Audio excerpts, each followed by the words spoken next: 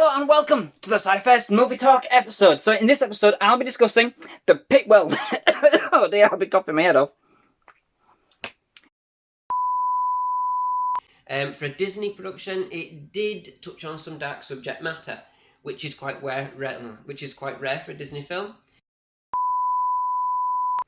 As a replacement for Krasinski, I'm saying all these, Krasinski, he offers a different take.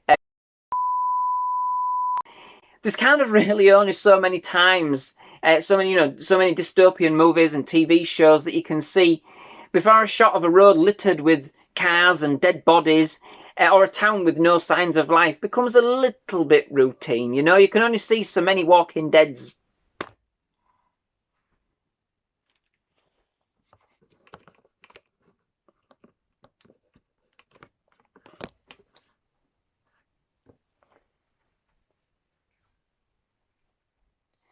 You know, you can only see so many Walking Deads, you know? You can only see so many Walking Deads, you know, before things get a bit plain. This simply felt like a true continuation of this story. Just the next chapter in this formidable world.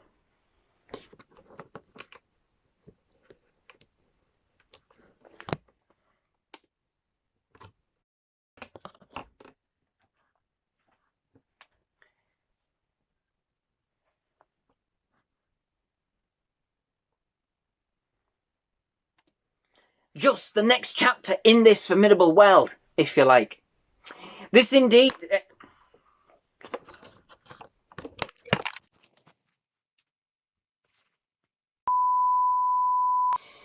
So, the one thing that kind of surprised me initially with this film was that it was actually directed by Guy Ritchie. So that would be Snatch. What other films? I've only got Snatch in my mind now, but more crime, thrillery type action films, you know? Oh, and Sherlock Holmes, there we go. So when I found out before the film was released, I thought Disney had taken a trip down the dark side, you know? And indeed, to be fair, the pantos that make their rounds every Christmas, which don't work collectively, you know? And at times, it even feels more like a pop video. I am actually sounding quite old saying these words. But it just doesn't feel special, you know, if you know what I mean. And again, thwart Dr. Evil's plans for world domination. Will they succeed once again? Will Goldmember get the upper hand? Fairly romantic. It's got I was going to say Robert Pattinson. It's got Brit Pattinson in. Brit Robinson. Oh, I'm all over the place here. It hasn't got Robert Pattinson in. It's got Brit Robinson in. Gary Oldman. And Asa Butterfield. Carla.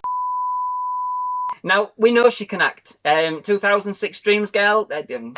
2006's Dream Girl. That's going to go on the bloopers. Is an absolute prime example, but this does stoop more to the lowest common denominator. Because of his size, is treated like a baby throughout, and an animalistic one at that. You know?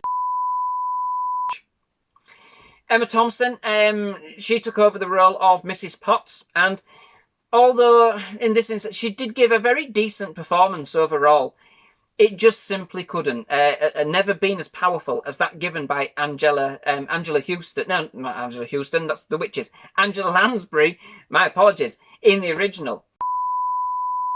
And their daughter, Lydia, as played by Winona Ryder, all tongue-twisted, who lives in her own dark world. I can appreciate just how popular the beloved, blah, blah, blah, blah.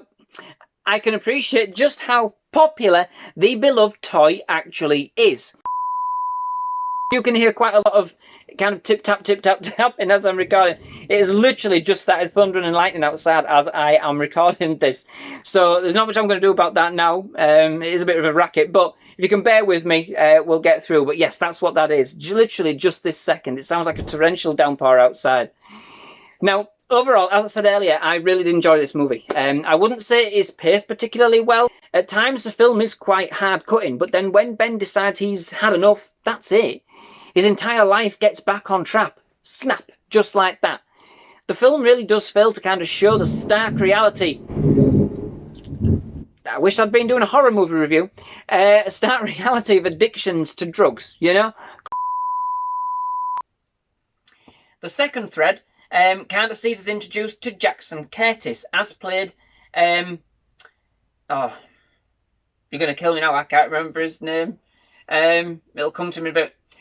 But basically, a struggling author who we then follow as he narrowly avoids one disaster after another. The world leaders, they coordinate and conspire to build a series of kind of mega ships, or arcs, as they're known. John Cusack is the guy. I knew it would come to me. To save their best and brightest, and of course, who can kind of pay the highest. As this is my favourite Disney film, even to this day. And since my wife got a shout out for the same with my review of Beauty and the Beast a couple of weeks ago, it is here that he meets the larger-than-life genie, as voiced by Robin Williams, with phenomenal cosmic powers in a teeny-weeny living space. I had to do that, so I'm sorry. Sad, I know, but for the 2016 science fiction movie Arrival, as directed by Denis Villeneuve.